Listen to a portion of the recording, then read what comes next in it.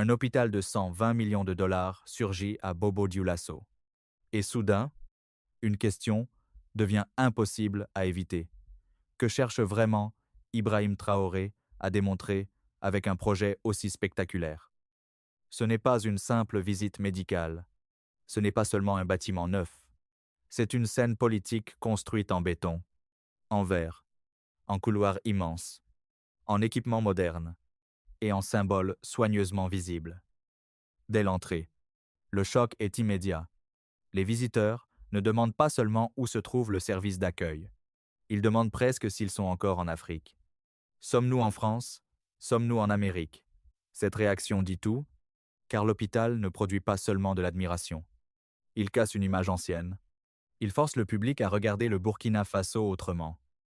Et c'est précisément là que la stratégie commence. Ibrahim Traoré ne parle pas directement dans cette scène. Il n'a pas besoin de se placer devant les caméras. Le bâtiment parle pour lui. Les ascenseurs, les salles propres, les couloirs larges, les espaces d'attente, les zones de maternité, les services d'imagerie, les restaurants, les accès pour fauteuils roulants, tout devient un argument silencieux. Un argument contre ceux qui pensent que le pouvoir ne produit que des discours. Un argument contre les dirigeants africains accusés de promettre sans livrer. Un argument contre l'idée que les grands équipements modernes doivent toujours venir d'ailleurs. Mais cette image soulève aussi une tension plus profonde. Car un hôpital de cette taille, construit avec une coopération chinoise, dans un pays sous pression sécuritaire et économique, n'est jamais neutre.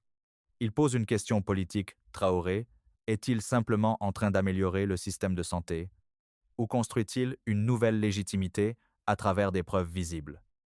Le détail le plus puissant n'est peut-être même pas la taille du bâtiment. C'est le prix des soins évoqués dans la visite. Là où une séance de dialyse peut coûter extrêmement cher ailleurs, le témoignage affirme qu'au Burkina Faso, le coût peut devenir beaucoup plus accessible. Si cette promesse se confirme dans la durée, elle peut transformer un hôpital en outil de confiance populaire. Alors la vraie bataille commence ici. Ce projet ne soigne pas seulement des patients, il soigne aussi une fracture politique, celle entre l'État et la population. Et si cet hôpital devient la preuve que Traoré peut livrer du concret, alors ses adversaires devront affronter quelque chose de plus dangereux qu'un discours, un résultat visible. Pour comprendre pourquoi cet hôpital change complètement la dynamique politique autour de Ibrahim Traoré, il faut replacer cette décision dans son véritable contexte de pouvoir. Traoré n'arrive pas dans un système stable. Il émerge dans un Burkina Faso traversé par une crise sécuritaire profonde, une perte de confiance envers les élites traditionnelles et une fatigue généralisée face aux promesses politiques non tenues. Avant lui, le pouvoir était déjà fragilisé. Les gouvernements successifs étaient accusés de ne pas réussir à contenir l'insécurité ni à améliorer concrètement les conditions de vie. Dans ce climat, chaque décision politique est immédiatement jugée à travers une question simple: est-ce que cela change réellement la vie des gens? C'est là que la stratégie de Traoré devient lisible.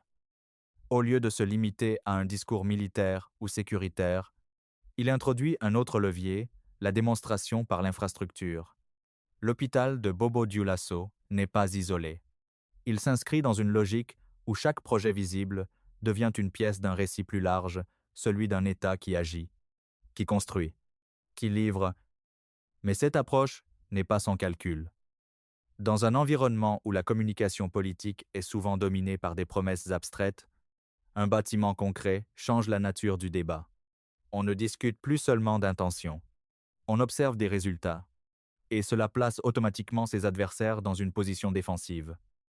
Car comment critiquer efficacement un projet que la population peut voir, visiter et expérimenter directement? La réponse de ses opposants devient alors plus complexe. Certains mettent en avant le coût élevé du projet.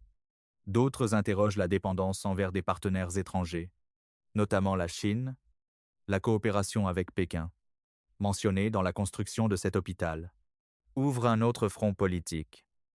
Ce choix stratégique repositionne le Burkina Faso dans un jeu d'influence internationale. Traoré ne se contente pas de gouverner à l'intérieur. Il envoie aussi un signal à l'extérieur. Il est prêt à diversifier ses alliances, à sortir des schémas traditionnels et à chercher des partenaires capables de livrer rapidement des projets visibles. Ce mouvement peut renforcer son image auprès d'une partie de la population, qui voit dans ses résultats une efficacité nouvelle. Mais il peut aussi inquiéter certains acteurs internationaux qui perçoivent ce repositionnement comme un changement d'équilibre. Et pendant que ces tensions se développent à différents niveaux, un autre élément joue en faveur de Traoré, la perception populaire. Dans les témoignages autour de l'hôpital, un thème revient constamment, l'idée que, pour une fois, un dirigeant fait quelque chose de concret. L'idée que les services de santé deviennent plus accessibles. L'idée que le pays peut produire des infrastructures comparables à celles de régions plus développées. Ce n'est pas simplement une question de santé publique. C'est une bataille de perception. Et dans cette bataille, chaque détail compte, le prix des traitements, l'état des installations, la taille du projet, la rapidité de livraison, tout devient un argument politique. Mais cette montée en puissance pose une question encore plus importante. Si Traoré réussit à transformer des projets visibles en capital politique durable, alors ses adversaires ne peuvent plus se contenter de critiques générales. Ils doivent répondre sur le même terrain. Et c'est précisément là que le conflit commence à s'intensifier, parce que lorsque le pouvoir ne se contente plus de parler, mais commence à montrer, la confrontation change de nature. Et dans ce nouveau terrain, chaque décision devient une provocation politique, ce qui n'amène directement au moment où les tensions ne peuvent plus rester implicites et commencent à éclater ouvertement. À partir du moment où cet hôpital devient un symbole visible du pouvoir de Ibrahim Traoré, le conflit ne peut plus rester silencieux. Il change de forme, il devient direct, il devient stratégique. Car chaque projet réussi crée mécaniquement une pression sur ceux qui s'y opposent. Très rapidement, les critiques commencent à s'organiser autour de plusieurs axes. Le premier est économique. Comment un pays confronté à des défis sécuritaires majeurs peut-il investir 120 millions de dollars dans une seule infrastructure? La question n'est pas anodine. Elle vise à fragiliser la logique de priorisation du pouvoir. Le deuxième axe est politique. Certains acteurs accusent Traoré de construire une image, plutôt qu'un système durable. Selon cette lecture, un hôpital, aussi impressionnant soit-il, ne suffit pas à réformer l'ensemble du secteur de santé. Mais derrière ces critiques, une réalité plus complexe apparaît, car pendant que les opposants construisent leur argumentaire, le projet continue de produire des effets concrets. Les témoignages sur le terrain ne parlent pas de théorie. Ils parlent de prix réduits, d'accès facilité, d'infrastructures modernes. Et c'est là que le rapport de force bascule. Parce que dans une bataille politique, la perception immédiate pèse souvent plus que les projections à long terme. Un patient qui paie moins pour un traitement devient, sans le vouloir, un témoin politique. Un visiteur impressionné devient un relais narratif. Un simple couloir d'hôpital peut devenir une preuve. Face à cela, les opposants se retrouvent dans une position délicate. S'ils attaquent frontalement le projet, ils risquent d'apparaître déconnectés des réalités vécues par la population. S'ils restent silencieux, ils laissent le pouvoir renforcer son image. C'est un piège stratégique, et Traoré semble en être conscient.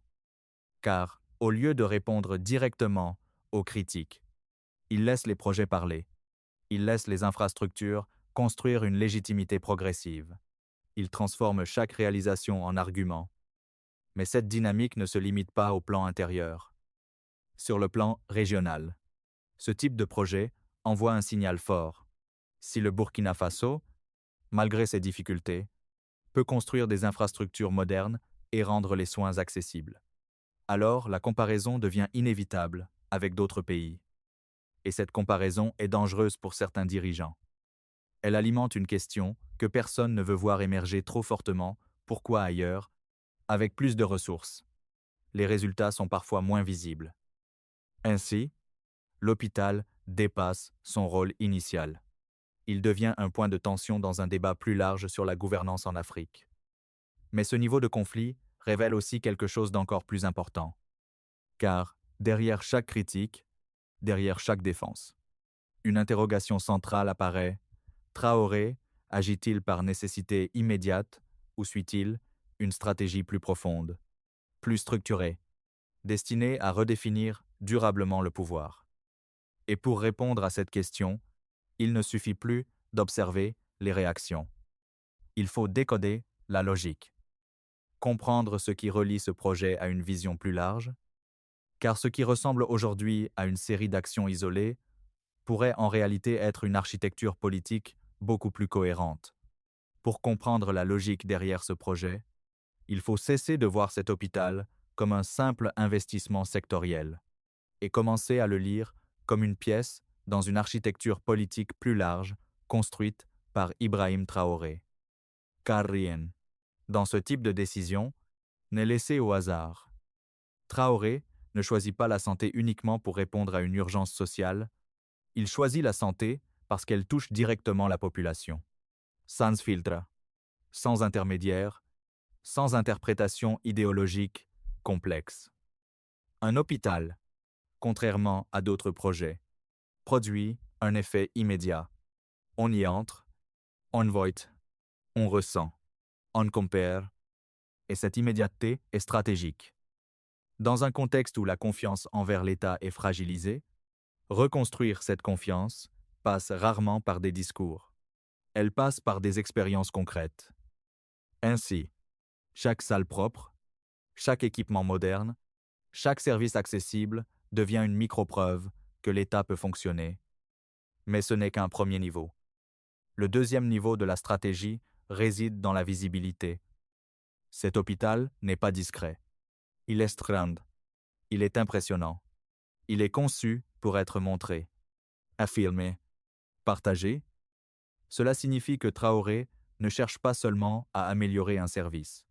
Il cherche à produire une image d'efficacité, une image de rupture avec le passé, une image capable de circuler au-delà des frontières nationales. Et cette image a une cible multiple. À l'intérieur du pays, elle renforce la légitimité. À l'extérieur, elle repositionne le Burkina Faso comme un acteur capable d'initiative, mais il y a un troisième niveau, encore plus subtil. Le choix de la coopération avec la Chine. Ce détail n'est pas technique, il est politique. En s'appuyant sur un partenariat chinois pour construire une infrastructure majeure, Traoré envoie un signal clair.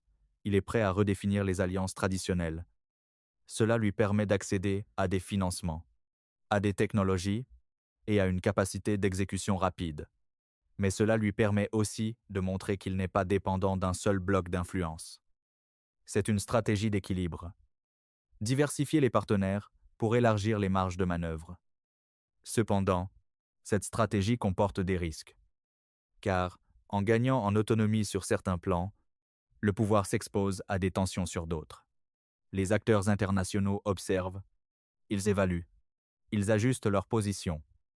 Et à l'intérieur, une autre question commence à émerger. Si l'État peut construire un hôpital de cette ampleur, pourquoi d'autres secteurs restent-ils en difficulté? Cette question est potentiellement explosive, car elle transforme un succès en point de comparaison. Et toute comparaison ouvre la porte à des attentes. Traoré doit donc gérer une équation complexe. Chaque réussite renforce sa position. Mais chaque réussite augmente aussi les exigences. Et c'est là que la cohérence de la stratégie devient essentielle. Car si ce projet s'inscrit dans une série d'actions coordonnées santé, infrastructure, accessibilité, alors il peut consolider durablement le pouvoir. Mais s'il reste isolé, il risque de devenir un symbole, sans transformation systémique. Et c'est précisément ce qui va déterminer la suite. Parce que la question n'est plus de savoir si cet hôpital est impressionnant. La vraie question est de savoir ce qu'il déclenche. Et ce qu'il déclenche, ce sont des attentes, des comparaisons et des pressions qui vont redéfinir le terrain politique dans les mois à venir. À mesure que cet hôpital s'impose comme un symbole visible du pouvoir, Les conséquences commencent à dépasser largement le cadre du système de santé. Ce que Ibrahim Traoré a enclenché ici n'est pas seulement une amélioration des infrastructures, c'est une reconfiguration progressive du rapport entre l'État et la population. Car lorsque les citoyens commencent à voir des résultats concrets, leur perception change. Ils ne jugent plus uniquement les intentions, ils jugent les capacités. Et cette évolution est décisive. Dans les témoignages recueillis autour du projet, un élément revient avec insistance, l'accessibilité des soins. Le cas de la dialyse est particulièrement révélateur. Là où le coût peut être extrêmement élevé dans d'autres pays, il devient ici beaucoup plus abordable. Si cette politique est maintenue, elle peut produire un effet durable, non seulement en améliorant la santé publique, mais aussi en attirant des patients venant de pays voisins. Ce phénomène, encore discret, peut évoluer vers une dynamique régionale. Le Burkina Faso pourrait, à terme, devenir un point d'attraction pour certains traitements médicaux. Et cela créerait une nouvelle forme d'influence, une influence basée non pas sur la puissance militaire ou économique classique, mais sur la capacité à offrir des services essentiels à un coût accessible. Mais cette perspective ouvre aussi un autre front.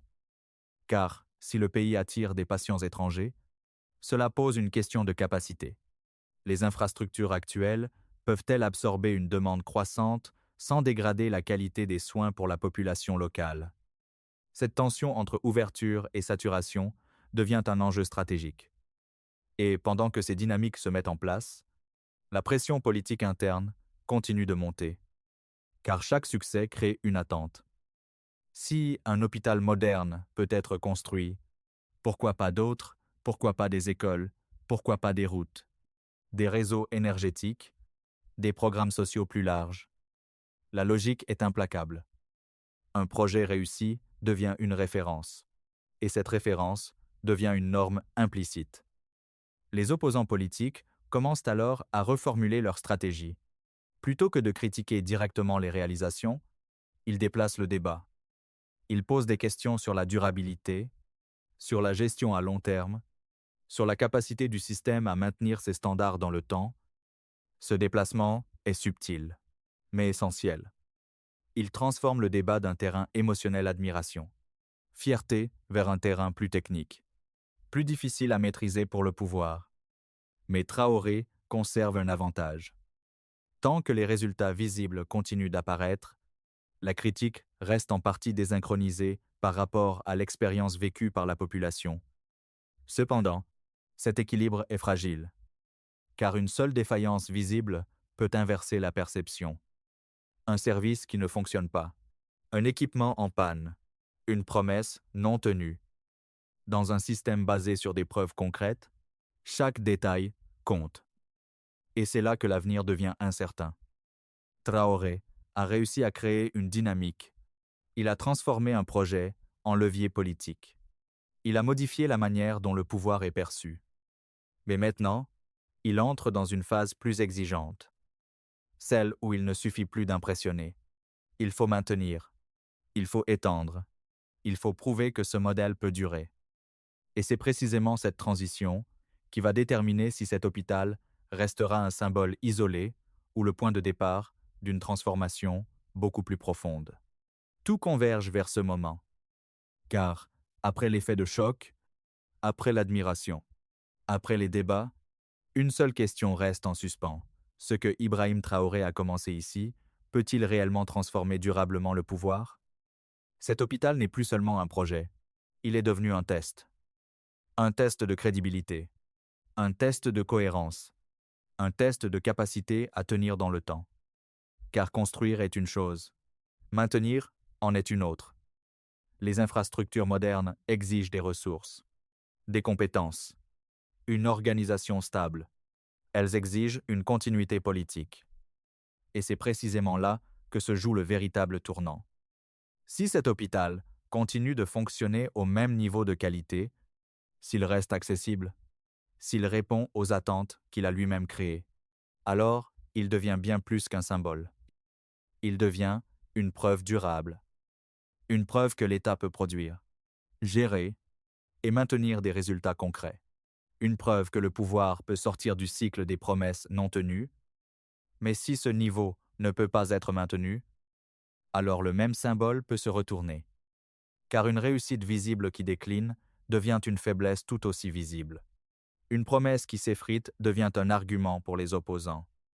Et dans un environnement politique aussi tendu.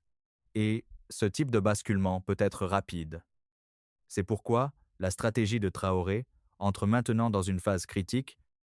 Il ne s'agit plus seulement de lancer des projets. Il s'agit de construire un système capable de soutenir ces projets. Un système où chaque réussite n'est pas isolée, mais reliée à une vision globale. Un système où la santé, l'économie, les infrastructures avancent ensemble, car sinon, l'écart entre les attentes et la réalité peut devenir dangereux. Mais il y a un autre élément, plus silencieux, qui commence à apparaître. L'effet d'exemple. Si cet hôpital reste un succès, il ne met pas seulement la pression sur les opposants internes, il met aussi la pression sur d'autres dirigeants, dans d'autres pays.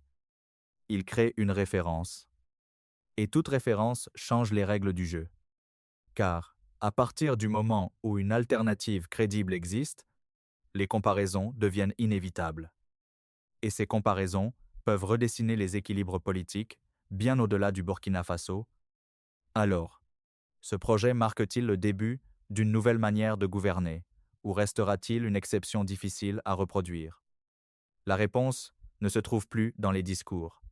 Elle se construit, jour après jour, dans la capacité à transformer un symbole en système, et c'est précisément là que tout peut encore basculer.